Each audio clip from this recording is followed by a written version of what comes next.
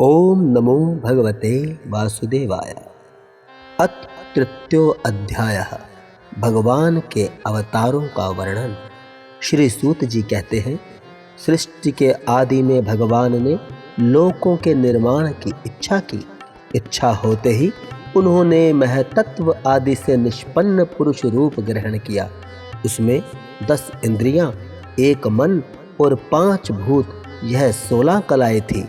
उन्होंने कारण जल में शयन करते हुए जब योग निद्रा का विस्तार किया, तब उनकी नाभि कमल सरोवर से एक कमल प्रकट हुआ और उस कमल से प्रजापतियों के अधिपति ब्रह्मा जी उत्पन्न हुए। भगवान के उस विराट रूप के अंग प्रत्यंग में ही समस्त लोकों की कल्पना की गई है। वह भगवान का विशुद्ध सत्वमय श्रेष्ठ रूप है। योगी लोग दिव्य दृष्टि से भगवान के उस रूप का दर्शन करते हैं। भगवान का वह रूप हजारों पैर, जांघें, भुजाएं और मुखों के कारण अत्यंत विलक्षण है। उसमें सहस्त्रों सिर, हजारों कान, हजारों आंखें और हजारों नासिकाएं हैं। हजारों मुकुट, वस्त्र और कुंडल आदि आभूषणों से वह उलसित रहता है। भगवान का यही पुरुष रूप, जिसे नारायण कहते हैं, अनेक अवतारों का अक्षय कोश है। इसी से सारे अवतार प्रकट होते हैं। इस रूप के छोटे से छोटे अंश से देवता, पशु पक्षी और मनुष्य आदि योनियों की सृष्टि होती है। उन्हीं प्रभु ने पहले कौमार्ग सर्ग में सनक, सनंदन, सनातन और सनत कुमार, इन 4 ब्राह्मणों के रूप में अवतार ग्रहण करके अत्यंत कठिन अखंड ब्रह्मचार्य का पालन किया। दूसरी बार इस संसार के कल्याण के लिए समस्त यज्ञों के स्वामी उन भगवान ने ही रसातल में गई हुई पृथ्वी को निकाल लाने के विचार से सूकर रूप ग्रहण किया। ऋषियों की सृष्टि में उन्होंने देव ऋषि नारद के रूप में तीसरा अवतार ग्रहण किया और सात्वत तंत्र का उपदेश किया, जिसे नारद 5 रात्र कहते हैं। उसमें कर्मों के द्वारा किस प्रकार कर्म बंधन से मुक्ति मिलती है, इसका वर्णन है। धर्मपत्नी मूर्ति के गर्भ से उन्होंने नर नारायण के रूप में चौथा अवतार ग्रहण किया। इस अवतार में उन्होंने ऋषि बनकर मन और इंद्रियों का सर्वथा संयम करके बड़ी कठिन तपस्या की। 5वें अवतार में वे सिद्धों के स्वामी कपिल के रूप में प्रकट हुए और तत्वों का निर्णय करने वाले सांख्य शास्त्र का, जो समय के फेर से लुप्त हो गया था, आसुरी नामक ब्राह्मण को उपदेश किया। अनसुईया के वर मांगने पर 6ठे अवतार में वे अत्रि के संतान दत्तात्रेय हुए। इस अवतार में उन्होंने अलर्क एवं प्रहलाद आदि को ब्रह्म ज्ञान का उपदेश किया। 7वीं बार रुचि प्रजापति की आकुति नामक पत्नी से यज्ञ के रूप में उन्होंने अवतार ग्रहण किया और अपने पुत्र याम आदि देवताओं के साथ स्वयं भू मनवंतर की रक्षा की। राजा नाभि की पत्नी मेरु देवी के गर्भ से ऋषभ देव के रूप में भगवान ने 8वां अवतार ग्रहण किया। इस रूप में उन्होंने परमहंसों का वह मार्ग, जो सभी आश्रमियों के लिए वंदनीय है, दिखाया। ऋषियों की प्रार्थना से 9वीं बार वे राजा पृथु के रूप में अवतीर्ण हुए। शौनक आदि ऋषियों, इस अवतार में उन्होंने पृथ्वी से समस्त औषधियों का दोहन किया था। इससे वह अवतार सबके लिए बड़ा ही कल्याणकारी हुआ। चाक्षुष मनवंतर के अंत में जब सारी त्रिलोकी समुद्र में डूब रही थी, तब उन्होंने मत्स्य के रूप में 10वां अवतार ग्रहण किया और पृथ्वी रूपी नौका पर बैठकर अगले मनवंतर के अधिपति वैवस्वत मुनि की रक्षा की। जिस समय देवता और दैत्य समुद्र मंथन कर रहे थे, उस समय 11वां अवतार धारण करके कच्छप रूप से भगवान ने मंद्रांचल को अपनी पीठ पर धारण किया। 12वीं बार धन्वंतरी के रूप में अमृत लेकर समुद्र से प्रकट हुए और 13वीं बार मोहिनी रूप धारण करके दैत्यों को मोहित करते हुए देवताओं को अमृत पिलाया। 14वें अवतार में उन्होंने नरसिंह रूप धारण किया और अत्यंत बलवान दैत्यराज हिरण्याकश्यपु की छाती अपने नखों से अनायास इस प्रकार फाड़ डाली जैसे चटाई बनाने वाला सीक को चीर डालता है। 15वीं बार वामन का रूप धारण करके भगवान दैत्यराज बलि के यज्ञ में गए। वे चाहते तो थे त्रिलोकी का राज्य, परंतु मांगी उन्होंने केवल 3 पग पृथ्वी। 16वें परशुराम अवतार में जब उन्होंने देखा कि राजा लोग ब्राह्मणों के द्रोही हो गए हैं, तब क्रोधित होकर उन्होंने पृथ्वी को 21 बार शत्रुओं से शून्य कर दिया।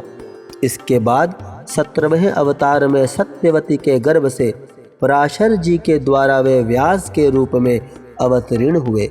उस समय लोगों की समझ और धारण शक्ति कम देखकर आपने वेद रूप वृक्ष की कई शाखाएं बना दी। 18वीं बार देवताओं का कार्य संपन्न करने की इच्छा से उन्होंने राजा के रूप में राम अवतार ग्रहण किया और सेतुबंध, रावण वध आदि वीरतापूर्ण बहुत सी लीलाएं की। 19वें और 20वें अवतारों में उन्होंने यदुवंश में बलराम और कृष्ण के नाम से प्रकट होकर पृथ्वी का भार उतारा। उसके बाद कलयुग आ जाने पर मगध देश में देवताओं के द्वेषी दैत्यों को मोहित करने के लिए अजन के पुत्र रूप में आपका बुद्ध अवतार होगा।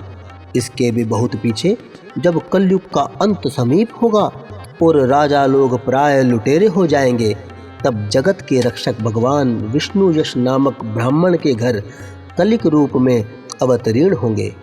शौनक आदि ऋषियों, जैसे अगाध सरोवर से हजारों छोटे छोटे नाले निकलते हैं, वैसे ही सत्वनिधि भगवान श्री हरि के असंख्य अवतार हुआ करते हैं। ऋषि मुनि देवता प्रजापति मनुपुत्र और जितने भी महान शक्तिशाली हैं, वे सब के सब भगवान के ही अंश हैं। ये सब अवतार तो भगवान के अंश अवतार अथवा कलावतार हैं, परंतु भगवान श्री कृष्ण तो स्वयं भगवान ही हैं। जब लोग दैत्यों के अत्याचार से व्याकुल हो उठते हैं, तब युग युग में अनेक रूप धारण करके भगवान उनकी रक्षा करते हैं। भगवान के दिव्य जन्मों की यह कथा अत्यंत गोपनीय रहस्यमयी है। जो मनुष्य एकाग्रचित्त से नियम पूर्वक सायंकाल और प्रातःकाल प्रेम से इसका पाठ करता है, वह सब दुखों से छूट जाता है। प्राकृत स्वरूप रहित चिन्मय भगवान का जो यह स्थूल जगदाकार रूप है, यह उनकी माया के महत्त्ववादी गुणों से भगवान में ही कल्पित है। जैसे बादल वायु के आश्रय रहते हैं और धूसरपना धूल में होता है, परंतु अल्पबुद्धि मनुष्य बादलों का आकाश में और धूसरपने का वायु में आरोप करते हैं, वैसे ही अविवेकी पुरुष सबके साक्षी आत्मा में स्थूल दृश्य रूप जगत का आरोप करते हैं। इस स्थूल रूप से परे भगवान का एक सूक्ष्म अव्यक्त रूप है, जो ना तो स्थूल की तरह आकारादि गुणों वाला है और ना देखने सुनने में ही आ सकता है। वही सूक्ष्म शरीर है। आत्मा का आरोप या प्रवेश होने से यही जीव कहलाता है और इसका बार बार जन्म होता है। उपर्युक्त सूक्ष्म और स्थूल शरीर अविद्या से ही आत्मा में आरोपित है। जिस अवस्था में आत्मस्वरूप के ज्ञान से यह आरोप दूर हो जाता है, उसी समय ब्रह्म का साक्षात्कार होता है। तत्वज्ञानी लोग जानते हैं कि जिस समय यह बुद्धि रूपा परमेश्वर की माया निर्वित्त हो जाती है, उस समय जीव परम आनंदमय हो जाता है और अपनी स्वरूप महिमा में प्रतिष्ठित हो जाता है।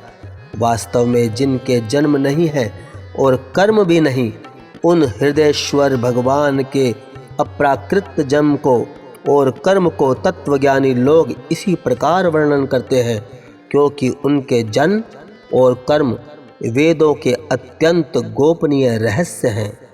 भगवान की लीला अमोघ है। वे लीला से ही इस संसार का सृजन पालन संहार करते हैं, किंतु इसमें आसक्त नहीं होते। प्राणियों के अंतःकरण में छिपे रहकर ज्ञानेंद्रिय और मन के नियंता के रूप में उनके विषयों को ग्रहण भी करते हैं, परंतु उनसे अलग रहते हैं।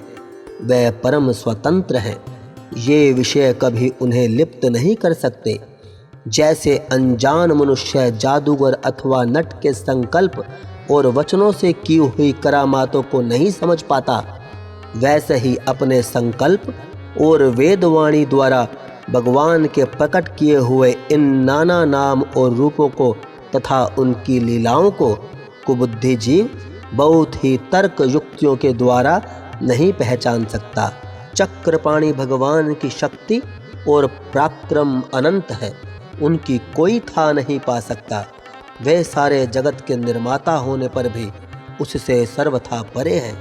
उनके स्वरूप को अथवा उनकी लीला के रहस्य को वही जान सकता है जो नित्य निरंतर निष्कपट भाव से उनके चरण कमलों की दिव्य गंध का सेवन करता है, स्वभाव से उनके चरणों का चिंतन करता रहता है। शौनक आदि ऋषियों, आप लोग बड़े ही सौभाग्यशाली तथा धन्य हैं जो इस जीवन में और विघ्न बाधाओं से भरे इस संसार में समस्त लोकों के स्वामी भगवान श्री कृष्ण से वह सर्वात्मक आत्मभाव, वह अनर्वचनीय अनन्य प्रेम करते हैं जिससे फिर इस जन्म मरण रूप संसार के भयंकर चक्र में नहीं पड़ना होता। भगवान वेद व्यास ने यह वेदों के समान भगवत चरित्र से परिपूर्ण भागवत नाम का पुराण बनाया है। उन्होंने इस श्लाघनीय कल्याणकारी और महान पुराण को लोगों के परम कल्याण के लिए अपने आत्मज्ञानी शिरोमणि पुत्र को ग्रहण कराया। इसमें सारे वेदों और इतिहासों का सार संग्रह किया गया है। सुखदेव जी ने राजा परीक्षित को यह सुनाया। उस समय वे परम ऋषियों से घिरे हुए आमरण अनशन का व्रत लेकर गंगा तट पर बैठे हुए थे। भगवान श्री कृष्ण जब धर्म ज्ञान आदि के साथ अपने परम धाम को पधार गए, तब इस कलयुग में जो लोग अज्ञान रूपी अंधकार से अंधे हो रहे हैं, उनके लिए यह पुराण रूपी सूर्य इस समय प्रकट हुआ है। शौनक आदि ऋषियों, जब महातेजस्वी श्री सुखदेव जी महाराज वहाँ इस पुराण की कथा कह रहे थे, तब मैं भी वहाँ बैठा था। वहीं मैंने उनकी कृपापूर्ण अनुमति से इसका अध्ययन किया। मेरा जैसा अध्ययन है और मेरी बुद्धि ने जिस प्रकार इसको ग्रहण किया है, उसी के अनुसार इसे मैं आप लोगों को सुनाऊंगा। इति श्रीमद्भागवते महापुराणे परमहंसायां संहितायां प्रथम स्कंदे नैमिषोपाख्याने तृतीयो अध्यायः।